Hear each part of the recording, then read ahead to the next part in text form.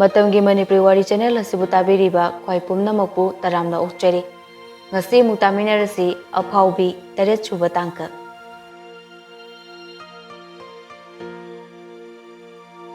Nungsibagi ihulsu nongmagi ising ichawgum hengkalaki anido ngahaktang pau phawngadabada sangsarda mathanta leiba oina khalli.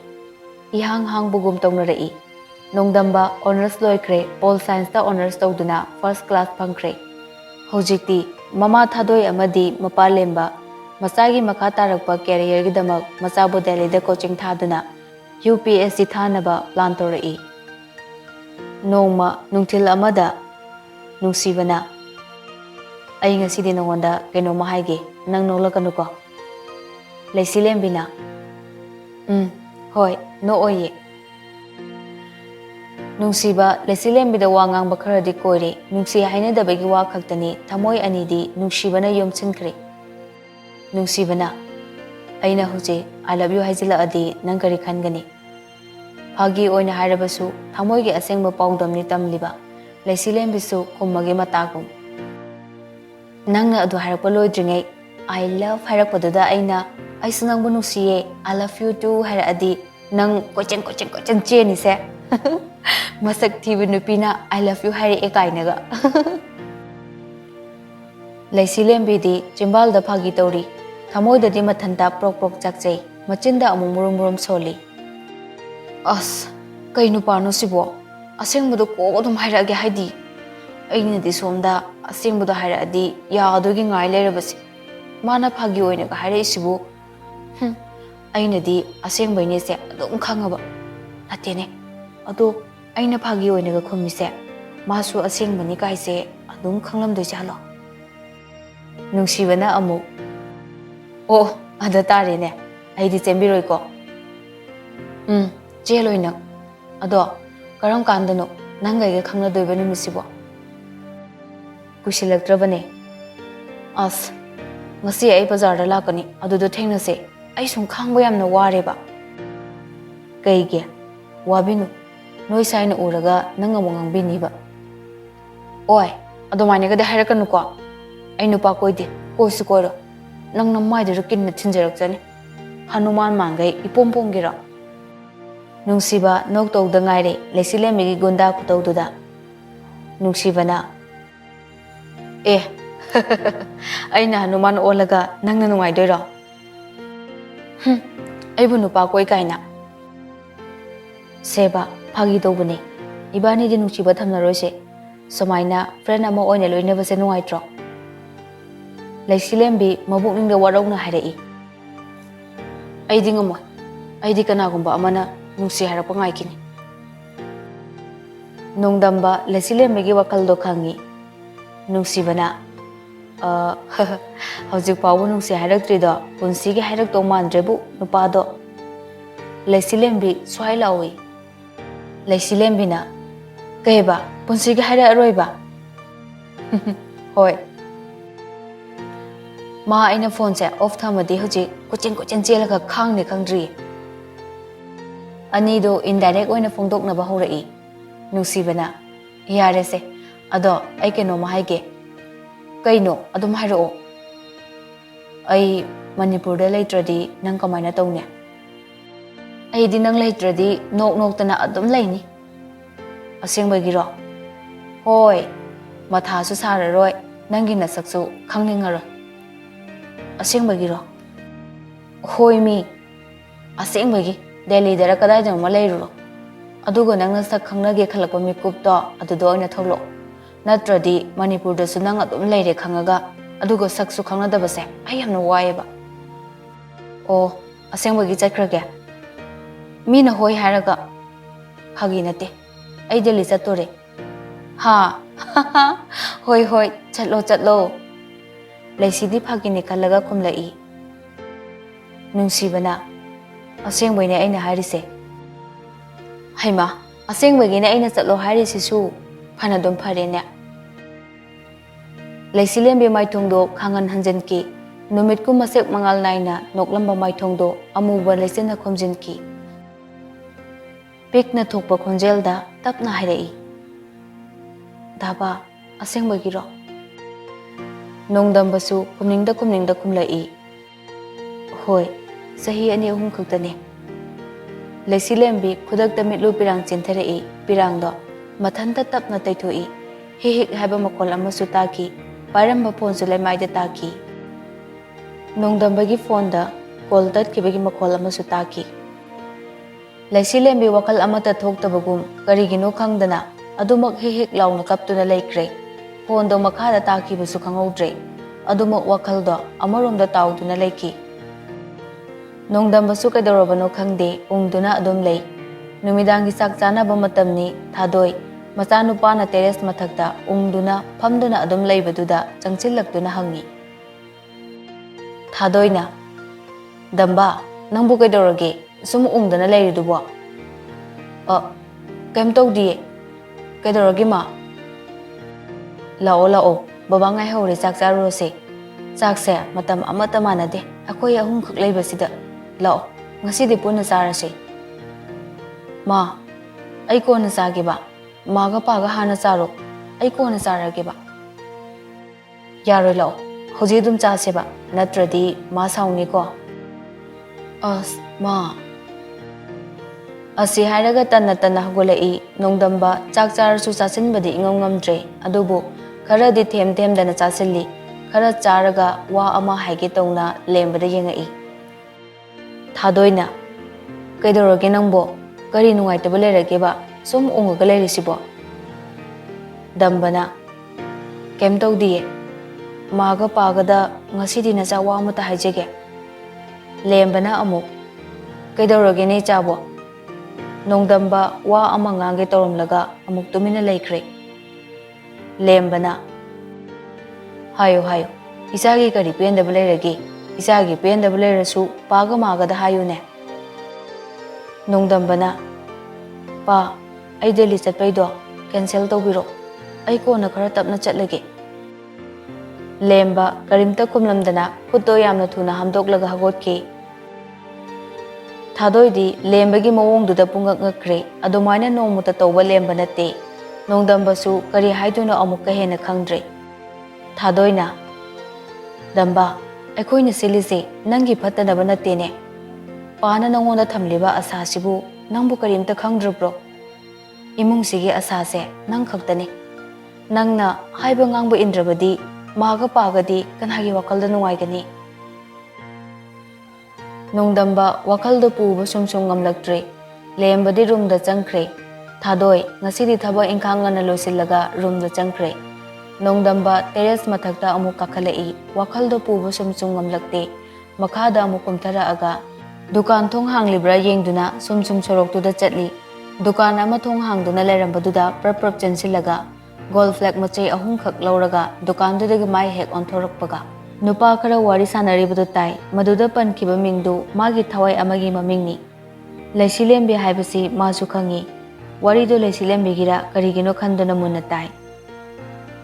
Hentoibana aidi noi college ke laisilembi haibado yam pangkhale ma aina koiragi soiroi ma yamna chagatnaba mawongda ingit tawi ijatto haibegi mawongda nongdamba adumainaga magi nuksibida haibadudi tuminna khangdaba saduna taduna leba ngamlaktre. Makhutto mareng chalai adubu pumnamak phajillaga tapna mafamdudagi thoklai. Asaubunadi makhut masa thak nikle. Henthoibasu kainoma leige haiduna changlakpada mapa chanaraduna anido hek thengjinai. Henthoibasu ngasidi kik khara wanga lakpagi mawongni.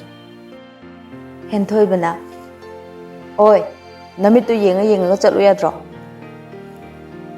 Paisa pabigi hongnabi misu usitte adubu nongdambasu kaisu taba midi natte aduna adum pakum amadi piningi adubu ngasi magi wakhaldo sok oibaduda karimta kumdana chatkhige tawi. Henthoiba wa makha tarai oi ngakho soikhre lankre haidis kaigino. Nongdamba mamaido tapna nongkhala aga hoi soikre adune adamaina khara su sitloba khaba sana hoiga geng oramale henthoibado khaba sana su sangsilaktuna Kanano? Ako itaw da hawrida. Nungdamba chatlambadagi lepi. Kari wakal khalabano khangde nungdamba nungsa amagong masong phalai. Tungdagi khaba sanana yam usitta nangaksamda pairaga harai. Kanaroi ko. Usitta batogano. Yam nani ko. Cho. Nasakto yeningde. Nungdamba nokfet tawrai. Nungdamba na nokfet tawra adi asawbagi ngamkhai leiraktrabani. Mamaidi onthokte khaba sana yam usittana chatlo harai. Henthoi bana amu yamna usittaba mawongda harai. Cho. Chatloi naw. Nayamba khoi ngasidi khara ngawre. Cho. Inaw sawbra. Sauranu. Saurasu kem tawba ngamoi hairiba. Nungdamba handakti akhak arauga loinaba khonjel amada tamtiba saklon longduna laurai. Saktamdo ubada khabasna khongdagina ton fawba tu chungkiba khangaude. Atai demda tamba dongi member singdusu maning hanaki. Khabasna nofet tawna. Baidamba. Nungdamba khabasna na kaurido khumde. Henthoi begi ngaksamda paiki. Mayam sangdana khamdoknai ngehak. Aduga nungdambagi fondo lebakta taaduna lerami. Call amasu lai. Kipin pingpong haibatuda paikhatli. Hello. Kipin na. Bye. Lesilembi do. Hospital dani lesilembi hauzik phawba gyan tadri. Nungdambana ko chen duna pumna makhotnari. Laibakna parisu watpadu nungdambadagi pikre. Nungdambagi blood group 2 O erambadagi. Pung amamuki matungda lesilembi gyan lakle. Mama Pramoga atopa masak khangdaba matay manaw aniga famduna lerami. Lesilembi na. Ima, ising kita. Ramona. Hoy. Sese, ima tabna ilaki ko. Lesilembi tabna isingdo karayo sili. Kemta haramdana mamaydo lesinki. Lemba amadi thadoi lesilembi gi masaktu phajana udri. Lesilembi hagolaktribanina. Aduna mamaydo hek changsilaga yengbasu nungaitabinina adum lembaga thadoigasu ningthem amadi Pramoga wari saduna adum lei. Lembana tamo ngasigi sibu kamain tawbuno. Ningthemna magise summa sada khara watpajane. Wakal nungaitaba tension gumba leibado makokse ngaudana wanthaki bajane. Hojipudi karisu thoidokpa nusa thiningai leitreda. Nurse ama changlai. Nurse tuna patient gi mi amta lakuyuba. Ningthemga lembaga hogolaktuna doctor gi room da wari sanaba changki. Doctor na karisu thudokpade leitre adubu magi heart ki nerves makhal ani di khara sona leiba male. Mase kitang care lahoninge. Hojikti angangse kemta thoidokpa leitre yumda puthakiba dum yarani. Ningthembana fane doctor. Adubu next week ta test kar tawse check up lakpiyo. Hoi lakjage doctor. Mayamdu room dang hak leminari lesilembi sugyan tapna lai. Lesilembi na. Ima laye kedoroge jabo kari pamge. Aigi phone di. Leibane ima porke. Ado nakok ngaurani meti metluranu ko. Lesilembi phone do logduna koi metli nongdambani mapanda lei. Phone da message ama lakpagi makol tabaduda chat yenglui. Lesilembi gi orambaduda thongdagi tumina yenglai. Lesilembi na phone metlamgane haibado thajadadana. Lesilembi phone do metlaga lerambaduda nongdamba reply halai. Kaino ai kem tawdi nangi message lakpa ngaramine. Ado kaigino ngasai off thamiduna. Kemtegi nati. Oh, ado ay ngasidi yamna tumninge nangsu tumo ko. Nongdambana adumna nongmata hairakti. Ngasidi hairakpaduda lesilembi mabukni nungsiramali. Nongdambana di lesilembi gi hauzik oriba phibam khangbanina hairiba. Lesilembi message adum handre. Nongdambaga kipinga karimta khangdaba saraga changlai. Kipinna thajadi laktrabo mana pau piramaga. Nongdambana amuk ꯑꯁ ꯑꯩꯗꯤ ꯀꯤꯄꯤꯟ ꯅꯪꯅ ꯍꯥꯏꯔꯛꯄꯗꯣ ꯌꯥꯝ ꯁꯦꯔꯤꯌꯁꯀ ꯃꯥꯜꯂꯦ ꯊꯥꯗꯣꯏꯅ ꯑꯃꯨꯛ ꯃꯄꯥꯒ ꯑꯩꯒꯁꯨ ꯀꯤꯄꯤꯟꯒ ꯗꯝꯕꯒꯗꯤ ꯌꯥꯝꯅ ꯂꯨꯅ ꯇꯤꯟꯅꯕꯅꯤꯅ ꯃꯃꯥꯟꯅꯕꯒꯤꯅꯤ ꯍꯥꯏꯕꯗꯨꯗ ꯉꯥꯏꯍꯥꯛ ꯌꯧꯁꯤꯜꯂꯨꯔꯁꯦꯅ ꯂꯥꯛꯂꯤꯅꯤ ꯇꯟꯖꯥ ꯑꯗꯨꯗ ꯊꯥꯖꯁꯨ ꯃꯄꯥꯒ ꯂꯥꯛꯏ ꯀꯤꯄꯤꯟꯅ ꯇꯣ ꯑꯍꯤꯡꯕ ꯃꯤꯒꯤ ꯋꯥꯔꯤ ꯁꯥꯟꯅꯅꯨ ꯍꯥꯏꯕꯗꯨꯅꯤꯅꯦ ꯊꯥꯖꯅ ꯀꯩꯅꯣ ꯑꯩ ꯍꯦꯛ ꯂꯥꯛꯄꯒ ꯃꯨꯔꯨꯝ ꯃꯨꯔꯨꯝ ꯇꯧꯔꯤꯗꯦ ꯀꯤꯄꯤꯟꯅ ꯀꯩꯝ ꯅꯠꯇꯦꯀꯣ ꯁꯨꯝ ꯅꯨꯡꯁꯤꯅ ꯁꯣꯜꯂꯝꯕꯅꯦ ꯑꯣ ꯂꯩꯁꯤꯂꯦꯝꯕꯤꯕꯨ ꯒ꯭ꯌꯥꯟ ꯂꯥꯛꯑꯕꯣ ꯃꯁꯥꯗ ꯍꯪꯉꯨꯔꯣ ꯒ꯭ꯌꯥꯟ ꯂꯥꯛꯑꯕ ꯂꯥꯛꯇꯕ꯭ꯔꯥꯗꯣ ꯑꯁ ꯁꯣꯅꯣ ꯑꯁꯤꯗꯤ ꯂꯩꯁꯤꯂꯦꯝꯕꯤꯒꯤ ꯃꯅꯥꯛꯇ ꯆꯪꯁꯤꯟꯗꯨꯅ ꯐꯝꯃꯤ ꯊꯥꯖꯅ ꯂꯩꯁꯤꯂꯦꯝꯕꯤ ꯇꯞꯅ ꯈꯨꯝꯂꯛꯏ ꯊꯥꯖ ꯀꯃꯥꯏꯅ ꯇꯧꯔꯤꯅꯣ ꯈꯪꯗꯦꯗ ꯑꯩꯁꯨ ꯀꯩꯅꯣ ꯍꯥꯏꯁꯤꯕꯣ ꯁꯨꯝ ꯎꯪꯂꯝꯕꯗꯒꯤ ꯒ꯭ꯌꯥꯟ ꯑꯗꯨꯝ ꯃꯥꯡꯈ꯭ꯔ ꯃꯥꯜꯂꯤ ꯑꯣ ꯑꯗꯨ ꯊꯥꯖ ꯗꯥ ꯅꯣꯡꯗꯝꯕ ꯍꯣꯏ ꯗꯥ ꯀꯤꯄꯤꯟ ꯍꯣꯏ ꯑꯗꯨꯒ ꯗꯥ ꯅꯣꯡꯗꯝꯕ ꯈꯣꯏꯒꯤ ꯃꯃꯥꯒ ꯕꯕꯥꯒꯁꯨ ꯂꯥꯛꯂꯤꯁꯦ ꯀꯃꯥꯏꯅ ꯈꯪꯂꯤꯖꯥꯠꯅꯣ ꯑꯩꯅ ꯀꯣꯜ ꯇꯧꯕꯗ ꯅꯪꯒꯤ ꯅꯝꯕꯔꯗꯣ ꯁ꯭ꯋꯤꯆ ꯑꯣꯐ ꯍꯥꯏꯔꯛꯑꯦ ꯑꯗ ꯑꯩꯅ ꯃꯃꯥꯗ ꯑꯃꯨꯛ ꯇꯧꯕ ꯃꯃꯥꯅ ꯁꯨꯃꯥꯏꯅ ꯇꯧꯔꯦꯅ ꯄꯥꯎ ꯄꯤꯔꯛꯑꯦ ꯑꯗ ꯗꯥ ꯀꯤꯄꯤꯟ ꯍꯣꯏꯒ ꯌꯨꯝꯁꯨ ꯅꯛꯅꯩꯌꯦꯅ ꯀꯩꯀꯩ ꯑꯋꯥꯠꯄ ꯂꯩꯔꯁꯨꯅ ꯁꯨꯝ ꯄꯥꯎ ꯄꯤꯈꯤꯕꯅꯦ ꯑꯩꯅ ꯑꯣ ꯑꯅꯤꯗꯨ ꯋꯥꯔꯤ ꯁꯨꯝ ꯁꯥꯟꯅꯩ ꯅꯤꯡꯊꯦꯝꯒ ꯂꯦꯝꯕꯒꯁꯨ ꯔꯨꯝꯗ ꯆꯪꯂꯛꯏ ꯅꯤꯡꯊꯦꯝꯅ ꯂꯣꯏꯁꯤꯜꯂꯣ ꯍꯟꯈꯤꯅꯕ ꯇꯧꯔꯁꯦ ꯊꯥꯖꯅ ꯅꯪꯁꯨ ꯑꯗꯨꯝ ꯍꯜꯂꯅꯤ ꯍꯥꯏꯕ꯭ꯔꯣ ꯅꯣꯡꯗꯝꯕꯒꯤ ꯋꯥꯈꯜꯗꯗꯤ ꯈꯔ ꯀꯨꯏꯅ ꯂꯩꯔꯗꯤ ꯅꯨꯡꯉꯥꯏꯅꯤ ꯑꯗꯨꯝ ꯈꯜꯂꯤ ꯉꯁꯥꯏꯒꯩꯗꯤ ꯂꯦꯝꯕ ꯂꯩꯁꯤꯂꯦꯝꯕꯤꯒꯤ ꯃꯁꯛꯇꯣ ꯎꯔꯝꯗꯦ ꯊꯥꯗꯣꯏꯁꯨ ꯎꯔꯝꯗꯦ ꯂꯩꯁꯤꯂꯦꯝꯕꯤ ꯆꯠꯅꯕꯒꯤꯗꯃꯛ ꯍꯧꯒꯠꯂꯛꯄꯗꯨꯗ ꯂꯦꯝꯕ ꯂꯩꯁꯤꯂꯦꯝꯕꯤꯒꯤ ꯃꯁꯛꯇꯣ ꯍꯥꯟꯅ ꯌꯥꯝꯅ ꯐꯖꯅ ꯎꯈ꯭ꯔꯕ ꯅꯨꯄꯤ ꯃꯆꯥ ꯑꯃꯒꯤ ꯃꯁꯛꯇꯣ ꯃꯥꯜꯂꯤ ꯑꯗꯨꯕꯨ ꯀꯔꯤꯝꯇ ꯈꯪꯗꯕ ꯁꯥꯗꯨꯅ ꯑꯗꯨꯝ ꯂꯩ ꯊꯥꯗꯣꯏꯁꯨ ꯃꯆꯥ ꯅꯣꯡꯗꯝꯕꯒ ꯂꯦꯞꯃꯤꯟꯅꯩ ꯃꯈꯥꯗ ꯌꯦꯡꯊꯔꯛꯄꯗ ꯗꯝꯕꯒꯤ ꯃꯈꯨꯠꯇꯣ ꯕꯦꯅꯦꯠ ꯌꯦꯠꯂꯒ ꯂꯩꯔꯝꯕꯗꯨꯗ ꯄꯥꯈꯠꯅ ꯍꯥꯏꯔꯛꯏ ꯊꯥꯗꯣꯏꯅ ꯗꯝꯕ ꯀꯩꯅꯣ ꯁꯤꯗꯤ ꯅꯣꯡꯗꯝꯕꯅ ꯀꯩꯁꯨ ꯅꯠꯇꯦꯕ ꯃꯈꯨꯠꯇꯣ ꯑꯃꯨꯛ ꯀꯟꯅ ꯄꯥꯏꯁꯤꯟꯈꯤ ꯑꯗꯨꯒ ꯃꯃꯥꯗ ꯏꯪꯒꯤꯠ ꯇꯧꯏ ꯌꯨꯝ ꯌꯧꯔꯒ ꯋꯥꯔꯤ ꯂꯤꯒꯦꯅ ꯊꯥꯗꯣꯏꯁꯨ ꯉꯁꯥꯏꯒꯩ ꯂꯩꯁꯤꯂꯦꯝꯕꯤꯒꯤ ꯃꯁꯛꯁꯦ ꯈꯪꯂꯝꯗꯕꯅꯤ ꯍꯟꯗꯛꯇꯤ ꯂꯩꯁꯤꯂꯦꯝꯕꯤꯅ ꯍꯧꯒꯠꯂꯛꯄꯗꯨꯗ ꯎꯔꯦ ꯊꯥꯗꯣꯏꯅ ꯑꯁꯤꯕꯨ ꯎꯈ꯭ꯔꯒꯨꯝ ꯃꯥꯅꯤ ꯂꯩꯁꯤꯂꯦꯝꯕꯤꯁꯨ ꯌꯧꯁꯤꯜꯂꯛꯏ ꯃꯃꯥ ꯊꯥꯗꯣꯏꯁꯨ ꯌꯥꯝꯅ ꯅꯨꯡꯁꯤꯖꯕ ꯃꯃꯧ ꯑꯃ ꯑꯁꯦꯡꯕꯒꯤ ꯎꯕꯗꯨꯗ ꯈꯪꯍꯧꯗꯅ ꯍꯥꯏꯔꯛꯏ ꯊꯥꯗꯣꯏꯅ ꯍꯩꯃꯥ ꯁꯤꯗꯤ ꯏꯃꯧꯅꯤꯗꯅ ꯃꯌꯥꯝꯗꯨ ꯊꯥꯗꯣꯏꯗ ꯃꯨꯟꯅ ꯌꯦꯡꯂꯛꯏ ꯅꯣꯡꯗꯝꯕꯅ ꯃꯃꯥ ꯊꯥꯗꯣꯏꯒꯤ ꯈꯨꯗꯥꯡꯗ ꯀꯟꯅ ꯄꯥꯏꯁꯤꯜꯂꯤ ꯅꯣꯡꯗꯝꯕꯅ ꯑꯁ ꯑꯩꯈꯣꯏ ꯃꯥꯒꯤ ꯐꯥꯒꯤꯁꯤꯗꯤꯕ ꯊꯥꯗꯣꯏꯁꯨ ꯇꯨꯃꯤꯟꯅ ꯑꯃꯨꯛ ꯂꯩꯈ꯭ꯔꯦ ꯑꯗꯨꯒ ꯅꯣꯡꯗꯝꯕꯗ ꯆꯤꯔꯣꯜ ꯇꯧꯔꯛꯏ ꯅꯨꯄꯤ ꯃꯆꯥ ꯑꯁꯤꯕꯨ ꯅꯪꯒꯤ ꯂꯦꯞꯇꯣꯞꯇ ꯅꯣꯡꯃ ꯕꯕꯥꯅ ꯎꯈꯤꯕꯗꯣ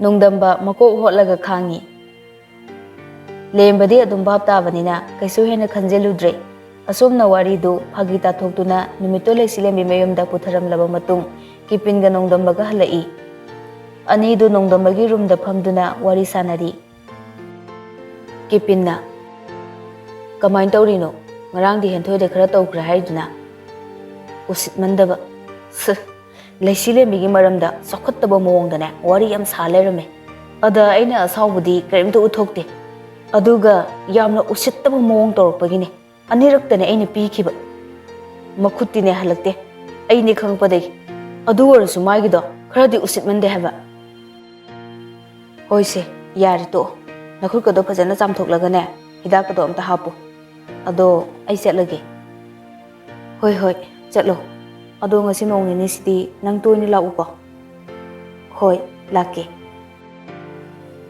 ꯀꯤꯄꯤꯟꯅ ꯃꯌꯨꯝꯗ ꯍꯟꯈ꯭ꯔꯕ ꯃꯇꯨꯡꯗ ꯅꯣꯡꯗꯝꯕ ꯋꯥꯁꯔꯨꯝꯗ ꯆꯥꯏꯊꯔꯨꯔꯕ ꯃꯇꯨꯡꯗ ꯗ꯭ꯔꯦꯁ ꯁꯦꯠꯆꯟꯕ ꯂꯣꯏꯔꯗꯨꯅ ꯐꯣꯟꯗꯣ ꯑꯣꯟ ꯇꯧꯏ ꯃꯦꯁꯦꯖ 2 ꯂꯩꯔꯝꯃꯤ ꯑꯅꯤꯃꯛ ꯀꯝꯄꯦꯅꯤꯒꯤ ꯉꯥꯛꯇ ꯑꯣꯏꯔꯝꯕꯗꯨꯗ ꯕꯤꯠ ꯈꯪꯇꯦꯛ ꯇꯦꯛꯏ ꯅꯣꯡꯗꯝꯕꯅ ꯂꯩꯁꯤꯂꯦꯝꯕꯤꯗ ꯃꯦꯁꯦꯖ ꯊꯥꯕꯁꯨ ꯉꯝꯗ꯭ꯔꯦ ꯃꯁꯥ ꯅꯥꯔꯒ ꯂꯩꯕꯅꯤꯅ ꯅꯣꯡꯗꯝꯕ ꯃꯦꯁꯦꯖ ꯑꯃ ꯏꯅꯤꯡꯕꯅꯗꯤ ꯒ꯭ꯔꯣ ꯈꯣꯠꯂꯕꯅꯤ ꯑꯗꯨꯕꯨ ꯎꯄꯥꯏ ꯂꯩꯇ꯭ꯔꯦ ꯃꯥ ꯀꯤꯆꯟꯗ ꯑꯃꯨꯛ ꯆꯪꯗꯨꯅ ꯃꯃꯥ ꯊꯥꯗꯣꯏꯗ ꯉꯥꯏꯍꯥꯛ ꯈꯥꯏꯔꯝꯂꯒ ꯊꯣꯛꯂꯛꯏ ꯑꯃꯨꯛ ꯃꯥꯒꯤ ꯔꯨꯝꯗ ꯆꯪꯈ꯭ꯔꯦ ꯍꯦꯛ ꯆꯪꯈꯤꯕꯒ ꯃꯥꯒꯤ ꯐꯣꯟꯗ ꯃꯦꯁꯦꯖ ꯇꯣꯟ ꯑꯃ ꯂꯥꯛꯏ ꯅꯣꯡꯗꯝꯕꯒꯤ ꯊꯃꯣꯏꯗ ꯄꯥꯜꯂꯤ ꯍꯟꯗꯛꯀꯤ ꯃꯦꯁꯦꯖꯁꯤꯃꯗꯤ Mamitka usilaga murum solaga tapna phone do lawthorei.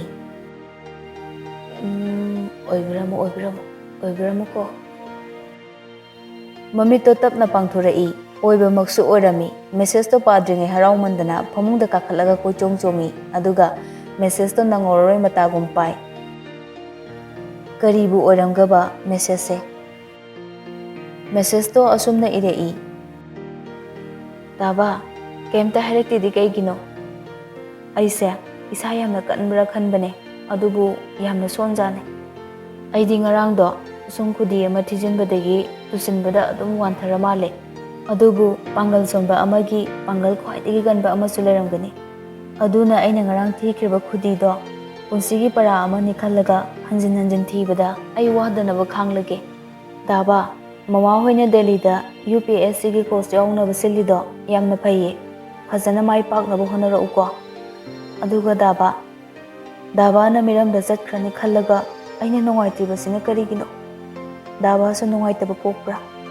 Poklabadi aigi thamoida phawriba asigumna daba gi thamoida su phawbra. Adubu wahangsigi paukhumdi daba na aigi mimangda leplarani haina thauna phana leiraba matamduda aigi ifamda paudambiyu ko. Ado daba ai isa su nongaite. College ki parikha su kuidre ai phone se matam khara pairarui. Aigi unaningba numit amada aibu upai ama tawduna ingit ama khakpiro. Matam kharadi ibani pau phaunaba phanglaro. Nongdamba mamito mapi su tai. Phone mamaiduda nungsina chuppi. Nongdambana nangsu aibu nungsibra. Aidi nangi nungsibana ngawraba thamoine. Hoi adubu aina satringaida aigi saksu oidana khangalamganiye. Kipinda khudakta call tawi. Kipin nang kaida lege? Aidi dukan da leye. Oh nangi dukan do mi amada sinaramo lao. Aigi thaba athuba ama leireba ai thameko. Damba Kipin lakpa ngaiduna lei. Kipin su minute 10 muki matungda lai. Kipin na kadawrage nongdambana lesilembi hoida amta chatluse mayumda budi changloi. Ho lao. Anido amuk laktuna lesilembi hoigi thongal manakta leplare. Tutu tuition halakpa matam oibana tutu changlakpaduda Kipinna tutu da che ama pisili. Kipinna bungo se noi chiche da khara piyu ko sithi na teba love letter ne. Tutuna sakta singsiga alu lobda mulakpagi khara kasilakpado he maladana.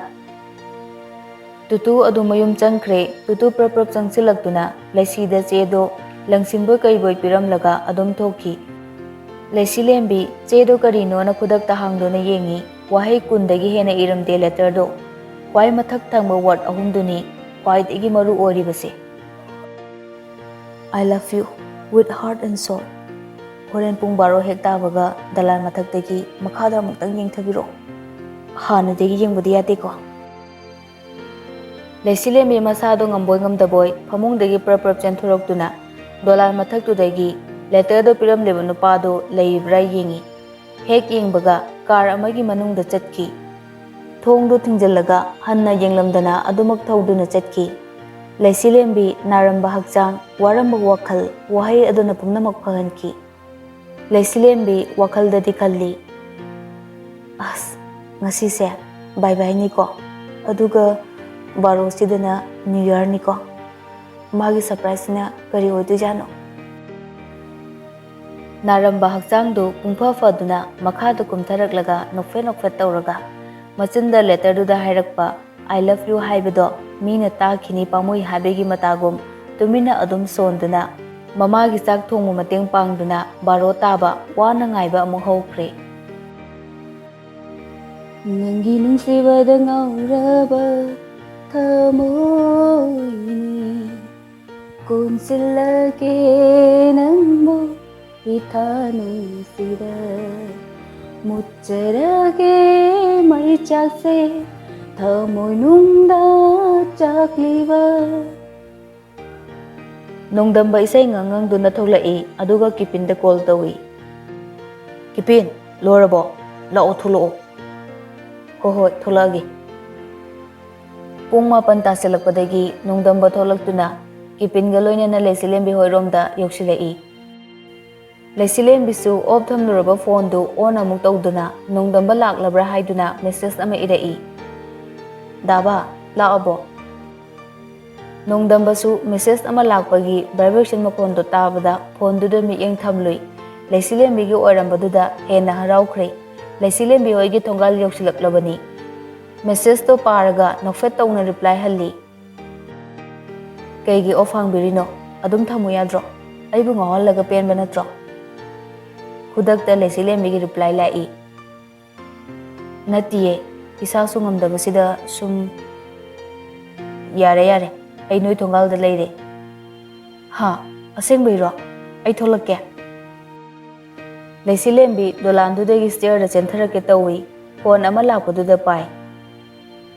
Tholakano ibani sa khangna doba kuidrabane 14 February se yam romantic oiba numit ne aduna ibani ki ahanba romance romantic day da tawse.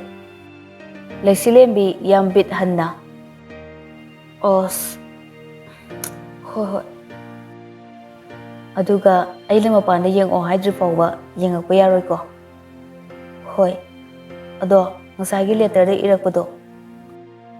Lesilembi na wa ngangma lodringaida nongdambana asengba thamoigi wani thajadabra. Thajeye ado mina uradi nungaite akhoidi khitang lapthoklaga lebiyo. Hoi leige. Daba adudi ai ngihak tumgi ge horen haudoro. Yaro tumagadi yaroi ko.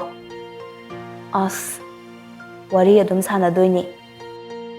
Hoi ba ado ai yamna tumningi uireba isase ison su son thayi ngihak leraga harakke.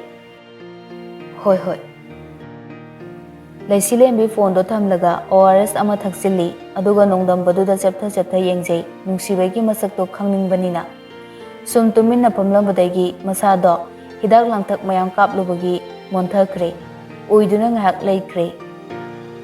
Nongdambadi somda pung 12 taba wana ngairi adubu matamgi khongjeldi thingba kanana sungamde yohonba sungamde aduna matam masu tapna yoksilai yohoninda ngasidi matam kauba taibangbu achan mirai naidaba sakudaba isor masu onthongna tapna chatkramale. Thamoi anise nungsibagi changing tawnabagi damak sem sariba thamoi anida hena maichak hawkre. Asumna pung 12 minute 45 chalakle kipindi kar manungda tumduna laikre nongdamba churup masai amaga pung taba ngaiduna lerambadagi kar manungdagi pochai singdo puthorai. Kipinsu haudoktuna anido Lesilembi da surprise pinaba sem saba horai. Maraksida nongdamba Lesilembi da call torai. Lesilembi di somda nungaiba manglan ama mangli. Matang asida ngasi goinadi wari asibu loisanjari makha taba saru hayeng punna taminarase.